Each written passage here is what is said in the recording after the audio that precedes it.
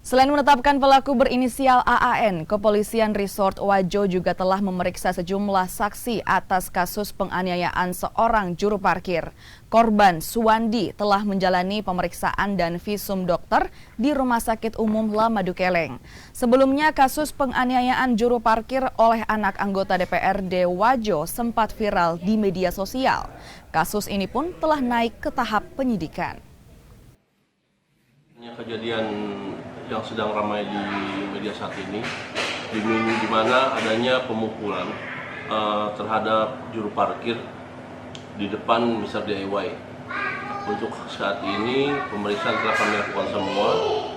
Untuk saksi-saksi sudah kami periksa semuanya, dan untuk pada siang hari ini kami akan melakukan gelar perkara sekaligus kami menunggu adanya hasil visum yang dikeluarkan dari rumah sakit. Untuk laporan yang ada, yang kami terima, laporan saat ini itu dari